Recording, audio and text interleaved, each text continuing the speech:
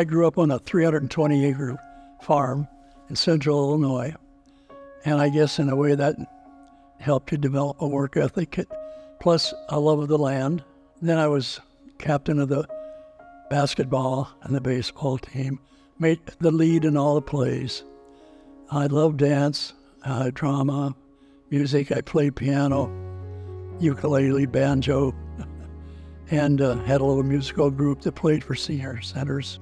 So I entered the University of Illinois in business administration, and I joined a fraternity. And at that fraternity, I met 2 or 3 guys that were majoring in parks and recreation.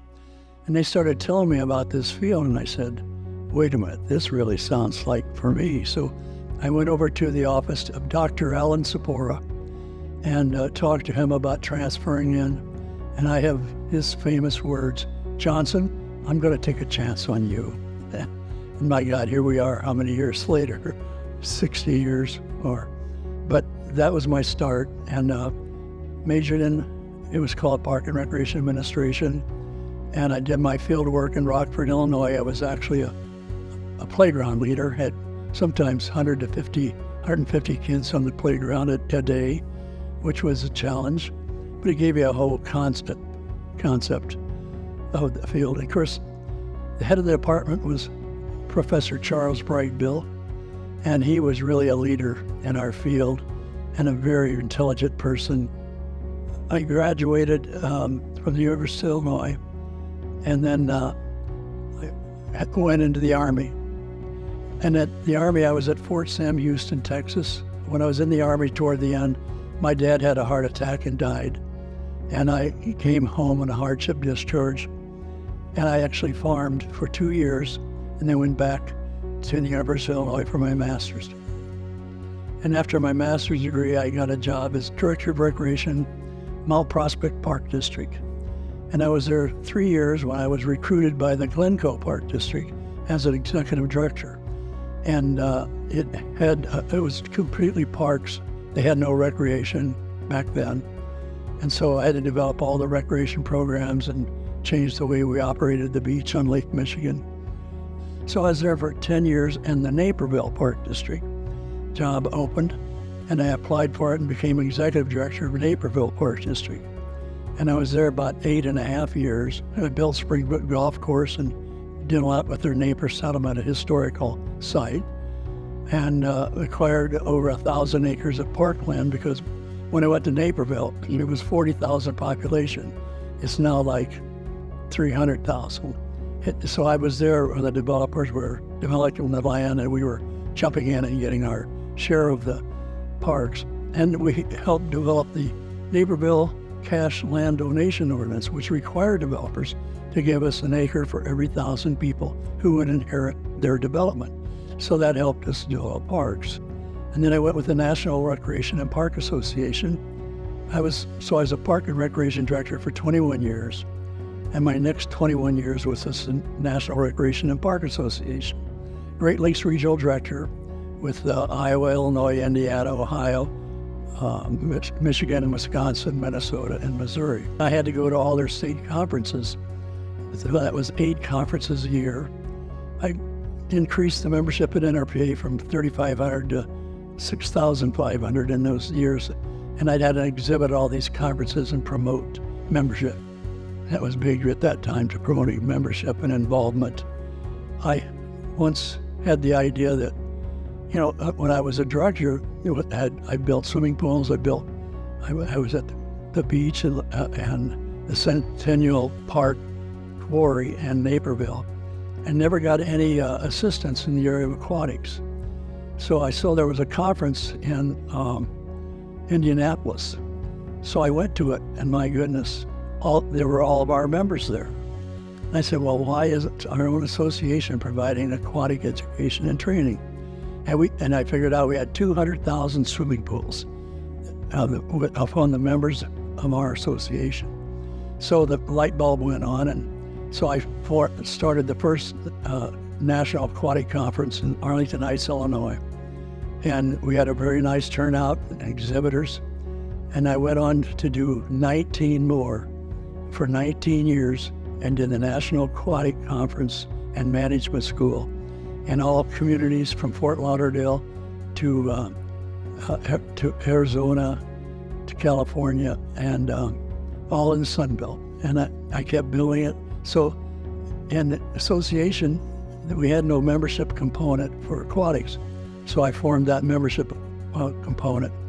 And we started out with one member, and then at 3,000 members, and then we had quite a following. And so and then I developed the AFO course, Aquatic Facility Operator Certification course. The idea came to me that why should people in our association go out of the association for that kind of certification? So I had to go through the certification board and found the author of the manuals and training program, and today it's very, very successful at NRPA, and I'm proud of that. As a result of all my aquatic experiences, education, training, I was inducted into the International Swimming Hall of Fame in 1993 as a result of my contributions to recreation swimming, and won their Paragon Award, which is their top award for aquatics. And so that was a highlight. We had 65 employees, and I was in charge of the budget, and I restructured the whole organizational chart. I remember that. I administered the National Gold Medal Awards program, and I called in the judges each year and went through all the process and obtaining the big plaques and getting them to the national conference every year. I made, I think, 53 out of 56 nationals. Never wanted to miss those. I went to the very first one in 1965, which is the year NRPA was formed. So that makes me a charter member. And at that first National Congress, Lady Bird and President Lyndon Johnson spoke. And I was right down there at the head table, which was pretty nice. So I've had a real fantastic career. And I just think of all the wonderful, wonderful people I meet in this profession. They're just so dedicated, and I've helped a lot of them. So I am always trying to promote the profession and back when I first started, nobody really knew much about parks and recreation. The park districts hadn't really become developed as they are today. But I was on a committee of 3 that formed the first Special Recreation Association in Highland Park. All the community park districts were not really doing a job for the handicapped and disabled. So we formed the Special Rec Association, and we got the legislation at Springfield that we could fund it. And so I helped form the first one. I hired the first director of a Special Rec Association. And when I went to Naperville, the director of Wheaton Park District and I formed the Western DuPage Special Rec Association. And that has really prospered and is very fine association. I've always had a desire to do something for the handicapped and disabled, and I think that's a good contribution I've made. Then after I retired, the 20 years that I've been retired, I spent 15 years as a guest services ambassador for the Chicago Cubs, also known as an usher. And I got a World Series ring from the owners a few years back. The National Golds Program is a program for excellence in park and recreation administration. And it's given to communities who submit a very detailed application and video. And I suppose we get 30 to 50 communities nationwide in different categories apply. And then the judges meet and decide who the finalists will be. And they select 4 finalists in each one of the 5 categories. And those finalists come to the National Congress. And at the opening session, they announce the winner of the National Gold Medal. What it means to the community is so great because there's such pride in the community who wins it. And it helps the community too with referendums and just overall importance in their residents' lives. I think NRPA does a real fine job in providing services to the community. And they do it technically, in today's world, it's the way you do it. I think that the service to the members has improved. But on the other hand, the association is doing a better job of providing services, very fine articles in magazine, and I think they're doing a fine job. I've worked a lot of certification programs over the years, the CPRP program, and so becoming a professional and having a profession and having professional certification and recognition. And so I think that's what it will continue to provide.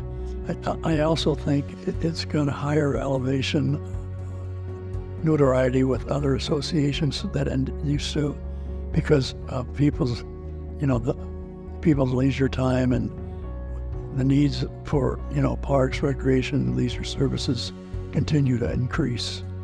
And I think our professionals increase in their knowledge and their ability to provide more and more wonderful programs and buy land and also have coalitions with different agencies, conservation agencies and Sierra clubs. So those are important partners, and I hope they continue to develop those partnerships. And the rewards are the people I've met and seeing the people that I developed be so successul. I remember my daughter followed me around at 11 years old and wanted to know everything about parks and recreation, and boy, that was her dream, and she's become a very fine professional and a director. And then my granddaughter works for another park district in the Chicago area, and she got her master's at University of Illinois as well. There's so many young people that are so successful today that started with me. And that's probably what I enjoy the most. I really appreciated the support I got from Executive Director Dean Tice. He said, Walt Johnson is a risk taker, but most of his risks were based on good business practices, and he always succeeded. Marketing was probably one of my strongest points. I didn't even realize it, but it was marketing and promotion. My brochures were the best, and outstanding as far as promoting all of our conferences.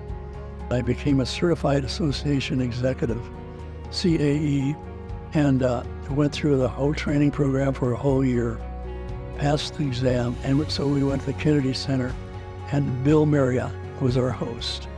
And I got to talk to Bill Marriott, and I said, Mr. Marriott, last year I did 10,000 room nights at your hotels. He said, Walter, we love you. The Academy is very special to my heart, as is NRPA, and meant so much to me in my life, both of them.